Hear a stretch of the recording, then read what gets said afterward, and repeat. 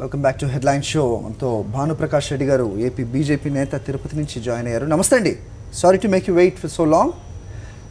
భానుప్రకాష్ రెడ్డి గారు చెప్పండి, అసెంబ్లీ గత రెండు రోజులుగా జరుగుతున్నది చూస్తున్నారు. కాల్ మనీ సెక్స్ ర్యాకెట్ పై జరుగుతున్న వాద ప్రతివాదాలు మీరు వింటూనే ఉన్నారు. సో ఏ విధంగా చూస్తారు? సో మీ పార్టీ నాయకులు కూడా సిట్టింగ్ జడ్జితో విచారణ జరిపించాలని విష్ణువర్ధన్ రెడ్డి లాంటి వాళ్ళు చాలామంది మాట్లాడుతున్నారు. మీరు ఏ విధంగా చూస్తారు జరుగుతున్న 2 రోజులది సెక్స్ ర్యాకెట్ పై చర్చ, లేకపోతే ముందుగా స్టేట్మెంట్ అనేది నిన్న చూసాము, అలాగే ప్రతిపక్ష సభ్యుల్ని సస్పెండ్ చేయడం చూసాము, ప్రతిపక్ష నాయకుడిని కూడా సస్పెండ్ చేయాలనే ప్రతిపాదనని చూసాము. ఏ విధంగా చూస్తున్నారు మీరు?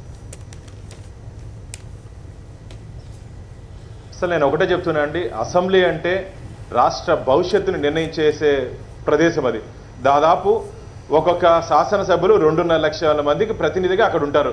కానీ ఈరోజు దురదృష్టవశాత్తు అక్కడ మాట్లాడుతున్నటువంటి భాష కానీ, అక్కడ ప్రవర్తిస్తున్నటువంటి తీరు కానీ చాలా బాధగా ఉందండి. మీరు బయట ఉన్న వాళ్ళని 2.5 లక్షల మంది ఎన్నుకొని మిమ్మల్ని లోపల పంపిస్తే, లోపలిన తర్వాత వాళ్ళ తల్లిని, వాళ్ళ తండ్రిని, వారి భార్యల్ని వాళ్ళకి సంబోధిస్తూ మాట్లాడడం చాలా బాధాకరమైన విషయం. ఎందుకంటే అందరికీ ఆదర్శంగా ఉండాలి. ప్రజాప్రతినిధి అంటే అందరికీ ఆదర్శంగా ఉండాల్సిన అవసరం ఉంది. కానీ ఈ మధ్య మనం గమనించినట్టు చట్టసభల్లో ఆ వాతావరణం లేదండి. కాబట్టి నేను ఒకటే చెప్తున్నాను, ఈ సెక్స్ ర్యాకెట్ గురించి కానీ, కాల్ మనీ కానీ, వీటన్నిటి గురించి కూడా మేము కూడా చెప్పడం జరిగింది. సిట్టింగ్ జడ్జి చేత విచారణ జరిపించి దీని వెనకాల ఉన్నటువంటి వ్యక్తుల్ని, శక్తుల్ని, ఏ స్థాయి వ్యక్తులైనా సరే వారిని చట్టం ముందు పెట్టాల్సిన అవసరం ఉంది. ఇంతకుముందు వైఎస్ఆర్ మిత్రులు మాట్లాడడం జరిగింది. నిన్న భారతీయ జనతా పార్టీకి సంబంధించిన శాసనసభ్యులు అసెంబ్లీలో మాట్లాడిన తీరు బాగాలేదని. ఖచ్చితంగా భారతీయ జనతా పార్టీకి శాసనసభ్యులు నిక్కచ్చిగా మాట్లాడతారు, వాస్తవాలు ఖచ్చితంగా మాట్లాడతారు. దాన్ని స్వీకరించాల్సిన అవసరం ఉంది. ఇంకో మాట కూడా అన్నారు, ప్రతిపక్ష నాయకుడికి అవకాశం ఇవ్వలేదని. మీరు ఒకసారి రికార్డ్స్ తీసి చూడండి, ఒక్కొక్కరికి ఎంతెంత సమయం ఇచ్చారో రికార్డ్స్ తెలుస్తుంది. భానుప్రకాష్ రెడ్డి గారు, ఒక విషయం చెప్పండి. విజయవాడలో జరుగుతున్నది ఇప్పుడు కాల్ మనీ సెక్స్ ర్యాకెట్ నిందితుడు బుద్ధా వెంకన్న అన్న ఎవరైతే ఉన్నారో, బుద్ధా నాగేశ్వరరావుకి వెంటనే స్టేషన్ బెయిల్ ఇచ్చి పంపించిన ఈ ప్రభుత్వం, అంగన్వాడీ మహిళల మీద చంద్రబాబు నాయుడు ప్రభుత్వం అత్యంత కర్కశంగా వ్యవహరిస్తోందంటూ ప్రతిపక్షాలన్నీ కూడా, కేవలం వైఎస్ఆర్సీపీయే కాదు, మొత్తం 63 మందిని స్టేషన్లో ఉంచారు, వాళ్ళని రిలీజ్ చేయలేదు. దీన్ని ఏ విధంగా చూస్తారండి? ఇది చాలా దారుణమైన విషయం అండి. నేను కూడా ఈరోజు చూడడం జరిగింది. మహిళలను కూడా చూడకుండా పోలీసులు వారిపైన దురుసుగా వ్యవహరించారు. దీన్ని అందరూ ఖండిస్తారు, మేము కూడా ఖండిస్తాం. ఎందుకంటే వారి కోరికలు వారికి కావాల్సిన అవసరాలని తీసుకునేదానికి ప్రభుత్వాన్ని అడగడానికి వచ్చినప్పుడు వారి మీద ఉక్కుపాదం మోపడానికి మేము కూడా ఖండిస్తున్నాం. మరి ప్రభుత్వంలో భాగస్వామిగా మీరు కూడా ఉన్నారు. సో మీరు నిలదీసే అవసరం ఉందంటారా లేదంటారా? ఖచ్చితంగా అండి. ప్రజా వ్యతిరేక విధానాలుగా అవలంబిస్తే మిత్రపక్షమైనా సరే ప్రజల పక్షాన మాట్లాడతాము. మేము అందుకని చెప్తాను, మిత్రపక్షమైనా సరే ప్రజాపక్షాన మాట్లాడతాం మేము. అందుకని చెప్తున్నా కదా. ఇప్పటి వరకు ఎన్నిసార్లు నిలదీశారు, ఎన్నిసార్లు మాట్లాడారు సార్ మీరు? మీ మిత్రపక్షాన్ని ప్రజల పక్షాన మాట్లాడుతా ఉండింటే చంద్రబాబు నాయుడు అట్లా ప్రవర్తించదని మా ఉద్దేశం. అన్న మీరు ఒకసారి వార్తాపత్రికలు కానీ మేము ఎన్నిసార్లు ముఖ్యమంత్రిని కలిసాము, ప్రజా సమస్యలు ఎన్నిసార్లు చెప్పాము, ఒకసారి మీరు చూస్తే తెలిసేదానికి. నేను చూసే మాట్లాడుతున్నామండి. ఇప్పుడు కొంచెం స్పందించిన దాఖలాలు నాకేం కనపడలేదు. ఒక్క నిమిషం. గత అసెంబ్లీలోనే చంద్రబాబు ప్రకటన చేశాడు, జీతాలు పెంచుతాము అని చెప్పాడు. ఆగస్టు మాసంలో మంత్రివర్గ ఉపసంఘం జరిపి యనమల రామకృష్ణుడు నేతృత్వం వహించిన ఉపసంఘం, ఫైనాన్స్ మినిస్టర్, అక్కడ చెప్పారు 7,100 అంగన్వాడీ టీచర్స్కి ఇస్తాము, 4,600 ఆయాలకి ఇస్తాము, అది సెప్టెంబర్ 1 నుంచి జీవో రూపంలో విడుదల చేస్తామని చెప్పారు. ఆగస్ట్ అయిపోయింది, సెప్టెంబర్ అయిపోయింది, అక్టోబర్, నవంబర్ అన్నీ అయిపోయింది. డిసెంబర్లో మేము ఉద్యమానికి పిలిపించాం. ఏఐటీసీ, సిఐటియు అనుబంధ సంఘాలు ఉద్యమానికి పిలిపిస్తే అప్పుడు మళ్ళీ ప్రకటించారు, మేము డిసెంబర్ 16వ తారీఖున మంత్రివర్గం జరుగుతుంది సమావేశము, అక్కడ నిర్ణయిస్తాము, ఇంత లోపల అంగన్వాడీ కార్మికులు రాజకీయ ప్రేరేపితమైన ఉద్యమాలకు పోవద్దు అని చెప్పాడు. మేము అనుకున్నటువంటి ఉద్యమాన్ని సడలించాము. 14వ తారీఖున పెద్ద ఎత్తున ఆందోళన చేయాలనుకున్న వాళ్ళం, ఆ ప్రభుత్వానికి ఒకసారి అవకాశం ఇచ్చాం. 14కు 16కు చాలా తేడా లేదు కదా అని చెప్పేసి మరి 16వ తారీఖున ఏమి నిర్ణయించారు? మేము అనుకున్న 300 కోట్లు కాదు, ఇది 1200 కోట్లు అవుతుంది, అందువల్ల మాకు ఇంకా సమయం పడుతుంది, మేము ఇప్పుడు చూడలేము అని చెప్పారు. ఇది మోసం కాదా? కార్మికులు వంచడం కాదా? ఇట్లా చేసినాక కార్మికులు ఆందోళనకు సిద్ధపడి ఇక్కడికి వచ్చారు. ఇక్కడికి వస్తే పోలీసులతో మీరు చేపించింది ఏముంది? మేమేమడిగాము? జీతాలు పెంచమని చెప్పి మేము అడిగింది 15,000. మీరు ఇస్తామని చెప్పినటువంటి 7,100 ఇవ్వండి అని చెప్పి మేము అడిగితే మీరు మా పైన లాఠీలతో తూటాలతో కొట్టించి లోపల వేసి అరెస్టులు చేసి ఇబ్బంది పెట్టి, అసలు పోలీస్ స్టేషన్లో పెట్టిన తర్వాత భోజనం పెట్టాలి కదా, 4 గంటలైనా భోజనం పెట్టరు, రాత్రి 9 అయినా అక్కడ పలకరు. అంటే చంద్రబాబు నాయుడు ఇవాళ ఆయన ఎట్లా పరిపాలన చేస్తున్నాడంటే, offence is the best battle for the defence. ఆత్మరక్షణలో కొన్నాడు చాలా విషయాల్లో. రైతుల రుణమాఫీ విషయంలో కావచ్చు, లేకపోతే పుష్కరాలలో మరణాలు కావచ్చు, లేకపోతే ఇసుక మాఫియా కావచ్చు, లేకపోతే ఈ సెక్స్ రాకెట్ విజయవాడలో ఇప్పుడు జరుగుతున్నటువంటిది కావచ్చు, అంగన్వాడీ టీచర్స్ కావచ్చు, అనేక విషయాలలో చంద్రబాబు నాయుడు ఒక ఆత్మరక్షణలో పడినాడు. కాబట్టి ఆత్మరక్షణ నుంచి తన్ను తాను కాపాడుకోవాలా, సమస్యను పక్కదారి పట్టించాలంటే ఆయన ఎదురుదారి తిరగాల. అందులో ఇప్పుడు అసెంబ్లీలో ఏం చేస్తాడు? ఒక ప్రధాన ప్రతిపక్ష పార్టీకి మాట్లాడడానికి కూడా అవకాశం ఇవ్వకుండా అందరూ ఆయన వాళ్ళే మాట్లాడాలంటే సాధ్యమవుతుందా? ఆయన ఒక తేనె పూసిన కత్తి, తడిగుడ్డలతో గొంతు కోసే వ్యవహారం ప్రభుత్వం అక్కడ వ్యవహరిస్తూ ఉంటే, ఇప్పుడు ఇంతమంది 1,10,000 మంది అంగన్వాడీ కార్మికులకు ప్రాతినిధ్యం వహించే సంఘాలు మాట్లాడితే వాళ్ళను చర్చలకు పిలవకుండా, వారితో మాట్లాడకుండా యూనిలాటరల్గా ఆయన ప్రకటిస్తాడు. ఆయనకాయనే ఉల్లంఘిస్తాడు. మరి ఆందోళన చేస్తే అది రాజకీయ ప్రేరేపితం అంటాడు, ఆందోళన చేయకపోతే పట్టించుకోడు. అందుకే ఎంత ఒక భయంకరమైనటువంటి రాక్షస కృత్యం ఇవాళ రాష్ట్రంలో జరుగుతూ ఉంది. కార్మిక సంఘాలు, కార్మికులు వాళ్ళ ప్రయోజనాలు ఆయన చంద్రబాబు నాయుడు ఉంటే, చంద్రబాబు నాయుడు ప్రభుత్వాన్ని బలపరిచేటువంటి బీజేపీ వాళ్ళకు ప్రజల పక్షం అనేటువంటిది నిజమైతే, ఇవాళ రాష్ట్రంలో అంగన్వాడీ, ఆశ, మధ్యాహ్న భోజన పథకము, ఇంకా ఇతర రంగాల్లో పనిచేసిన రోజులు కూడా జీతాలు ఇవ్వకుండా 6 మాసాలు 7 మాసాలు అయ్యా శాసనసభలో ఉన్నవారు మీరు జీతాలు తీసుకోవడం లేదా? నెల చంద్రబాబు నాయుడు మీరు జీతాలు తీసుకోవడం లేదా? ప్రతిదానికి డబ్బులు వెంటనే వస్తాయి కదా. ఈ రోజు నవ్యాంధ్రప్రదేశ్ ప్రత్యేక విమానంలో తిరగడానికి డబ్బు వస్తుంది. అంగన్వాడీ కార్మికులకు జీతాలు పెంచాలంటే నీ దగ్గర డబ్బు లేదంటావు. మున్సిపల్ కార్మికులు పెంచి ఎగరగొట్టారు. మోసం చేస్తా అంటే ప్రజల పక్షాలని బీజేపీ వాళ్ళు చెప్పుకోవడం చంద్రబాబు నాయుడు ప్రజల కోసం ఏదో చేస్తానని నటించడం ఇంతకన్నా మంచిది కాదు. అసెంబ్లీ ఏదో offence is the best battle for the defence అనేటువంటి లైన్ లో చంద్రబాబు ప్రయాణం చేస్తున్నాడు. కాదంటారా భానుప్రకాష్ రెడ్డి గారు? అన్నా మీ ఆర్థిక ఇబ్బందుల్లో ఉందని ఏ రకంగా చెప్తున్నారు? నేను చెప్పేది మీ సర్టిఫికేట్ మాకు అవసరం లేదు. మీకు తెలీదా లోటు బడ్జెట్ లో లేదని తెలీదా నవ్యాంధ్రప్రదేశ్? చెప్పండి. ఈ రోజు మరి ప్రభుత్వం పెడుతున్న ఖర్చు గురించి ప్రభుత్వం చేస్తున్న దోబరా ఏంటి?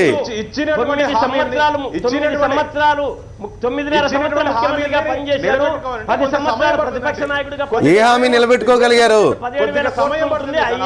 ఏ హామీ నిలబెట్టుకోగలిగారు? Okay, getting back to the assembly sessions Bhanuprakash Reddy గారు, getting back to the assembly sessions కూడా 86 లక్షల మంది రైతులకు ఇస్తే, లక్షలోపు ఇస్తే 86,000 కోట్లు అవుతుంది. నువ్వు ఎంత ఇచ్చావు? ఇప్పటికి 7,500 కోట్లు 2 దశల్లో ఇచ్చావు. అంటే ఇట్లా ముష్టి ఇచ్చి రైతాంగాన్ని అంతా మోసానికి గురి చేసి, బ్యాంకుల దగ్గరికి వాళ్ళు పోలేకుండా చేసి,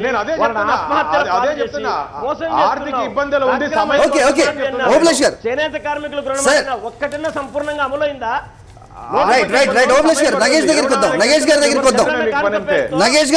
కానుక పేరుతో 320 కోట్లు ఖర్చు చేయాల్సిన అవసరం ఉందా?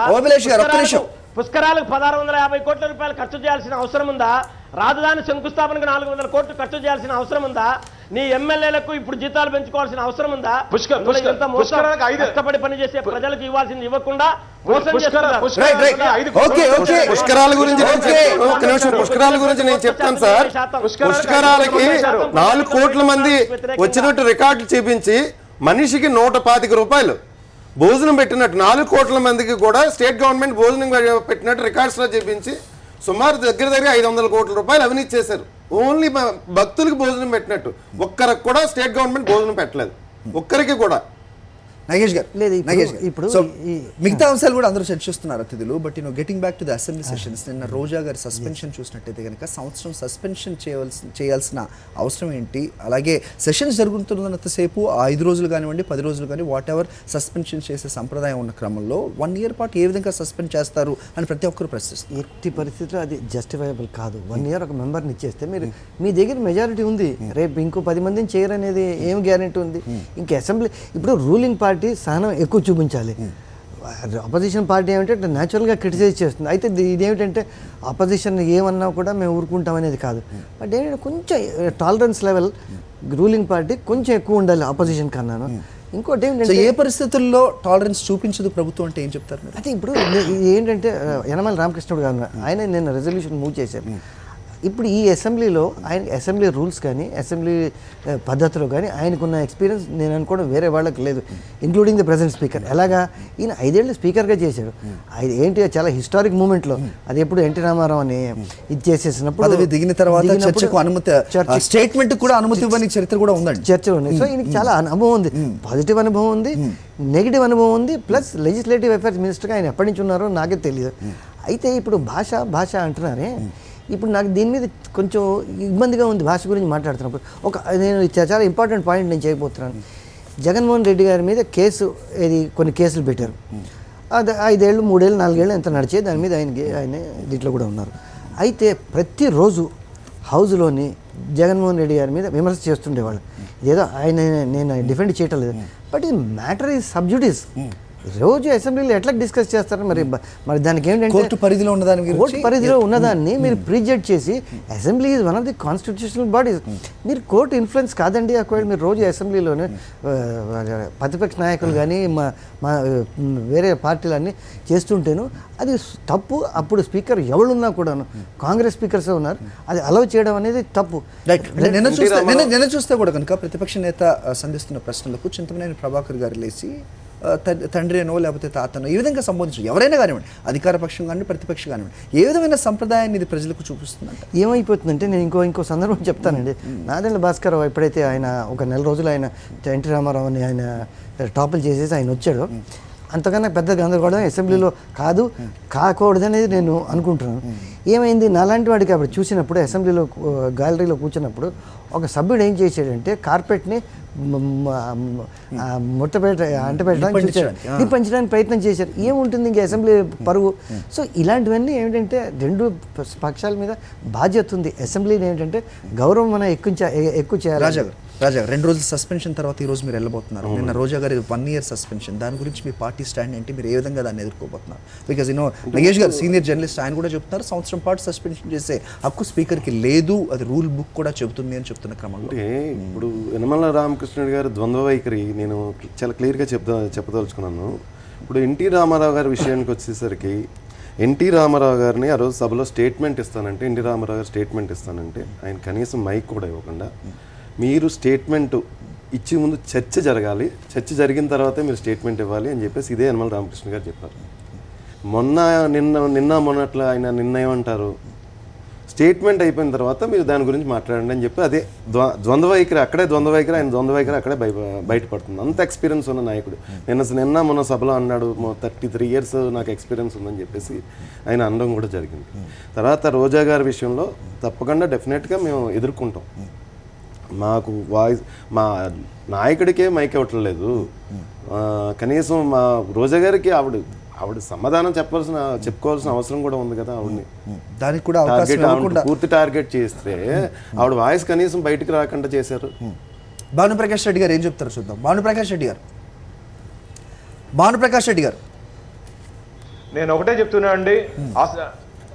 చెప్తున్నా, అసెంబ్లీలో మాట్లాడాల్సిన తీరు మారాల్సిన అవసరం ఉంది.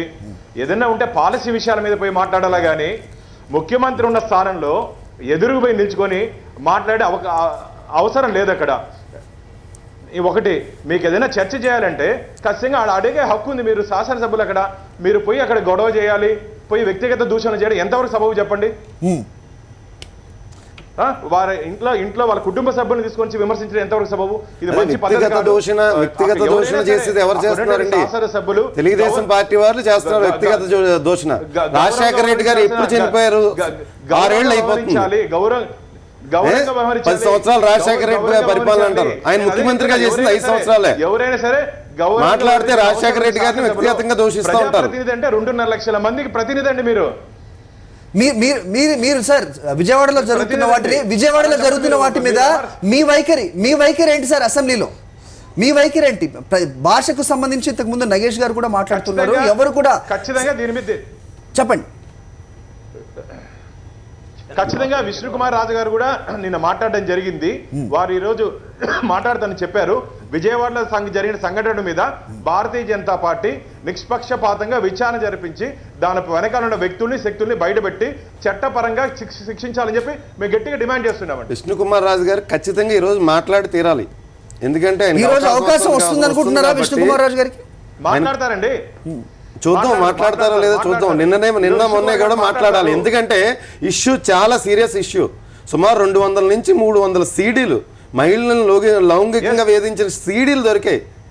ఇది ఓన్లీ విజయవాడలో ఇష్యూ. ఇంతకంటే ఎవిడెన్స్ అవసరం అండి? భానుప్రకాష్ రెడ్డి గారు నిన్న మొత్తం మీ మిత్రపక్షం కానీ మీరు కానీ ప్రతి ఒక్కళ్ళు మాకు ఆధారాలు చూపించండి అని చెబుతున్నారు. చూపించిన 200 పైచిలకు అసభ్యకరమైన సీడీలు ఏ విధంగా అయితే మహిళల్ని పర్మనెంట్ గా ప్రాస్టిట్యూషన్ లో ఫిక్స్ చేయడానికి ట్రై చేస్తున్నారో వీటన్నిటి గురించి ఆధారాలు చూపిస్తున్న క్రమంలో వీటిని అసలు ఆధారాలు కాదని అంటున్న నేపథ్యం ఏ విధంగా చూస్తోంది మీ పార్టీ? అవి ఆధారాలు కావా? మేము అందుకనే డిమాండ్ చేస్తున్నాం. సిట్టింగ్ జడ్జి చేత దీని మీద విచారణ జరిపించి ఖచ్చితంగా శిక్షించాల్సిన అవసరం ఉంది. తప్పు చేసిన వాళ్ళు ఎవరైనా సరే వారిని చట్ట పరిధిలో తీసుకొని నిలబెట్టి శిక్ష విధించాల్సిన అవసరం ఉంది. దీంట్లో ఎక్కడ ఎటువంటి కాంప్రమైజ్ లేదు. నేను అందుకనే చెప్తున్నా పదే రాబో రోజుల్లో దీని మీద ఇంకా ప్రత్యేక చట్టాలు కూడా తీసుకురావాల్సిన అవసరం ఉంది. నేను క్లియర్గా చెప్తున్నానండి. అసెంబ్లీలో జగన్మోహన్ రెడ్డి గారి ఒక్క 15 నిమిషాలు మాట్లాడే అవకాశం ఇస్తే మొత్తం టోటల్ బండారం అంతా బయటపడుతుంది. రైట్, నేను చెప్తున్నాను. రైట్. సో ప్రతిపక్షానికి మాట్లాడే అవకాశం ఇస్తే కనుక నిజానిజాలు బయటికి తెస్తాయని చెప్పి దాడిశెట్టి రాజా గారు చెప్తున్నారు. ఓకే సార్, ఇవాళ హెడ్లైన్ షోలో పాల్గొన్నందుకు ఓబులేష్ గారు థ్యాంక్ యూ అండి, భానుప్రకాష్ రెడ్డి గారు థ్యాంక్ యూ సార్, నగేష్ గారు thank you so much for joining. Thank you Raja గారు. ఇది వాళ్ళ హెడ్లైన్ షో. చూస్తూనే ఉండండి సాక్షి.